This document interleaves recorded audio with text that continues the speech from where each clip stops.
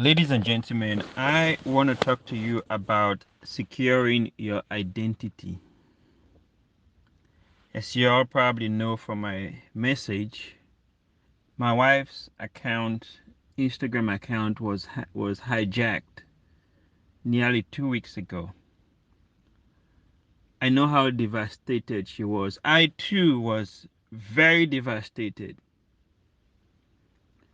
In IT, we call this process social engineering, where someone takes advantage of another person's emotional state of mind, the state of mind of being a caring person. They take advantage of that so they can hijack their account for different reasons. This is the situation that happened. And as I'm thinking about this, I have a question for you. Who have you allowed to hijack your identity? Or maybe somebody is trying very hard at this moment to hijack your identity, to get you in a state whereby all you do is say yes, yes, yes. Maybe this person is a family member. They know that you are caring and a kind person and they take advantage of you.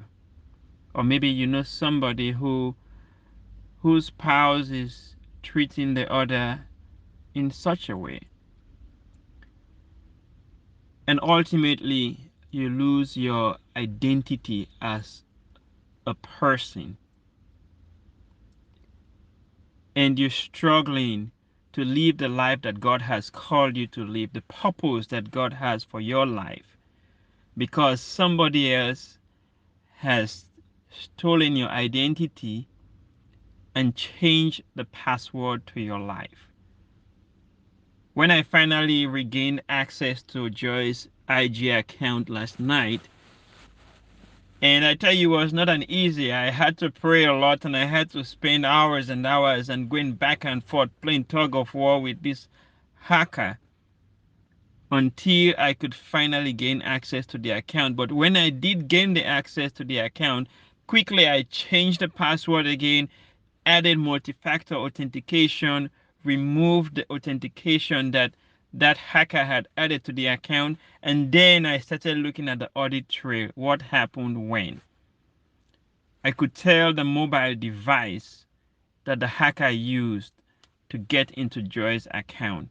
And immediately the hacker got in, they changed Joy's account password and added multi-factor authentication. So they had a plan, they had a very strong defense to make sure Joy never gets into her account anymore, but for God. And so when people are coming to you, to each and every one of us in our daily lives, sometimes they come with smiles. They show so much concern. Maybe these are people we know, friends, family members, maybe even colleagues. We just never know what their agenda is or might be. And the last thing we want them to do is to steal our identity. I'm sure this hacker was now planning to start reaching out to Joy's contact on IG Live or on IG message in ways that could get the contact to send money, thinking this was Joy. In other words, using Joy's identity for personal gain. Ladies and gentlemen, the same thing happens in our real world, in our life today, where people try to take advantage of us. My question is, are we going to let that happen? This incident is an eye-opener of just how malicious the world can be. But I have faith in each and every one of us that we're going to stand strong for ourselves. Maybe in the past we've had people take advantage of us.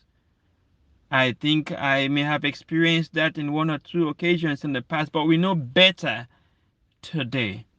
And we are better people today because we are leaning on one another and we are pulling one another up. And we're more aware these days of the purpose that God has called each and every one of us to live. So I encourage you, I urge you to be very attentive of your surrounding, the people that you're networking with, and the decisions that you're making.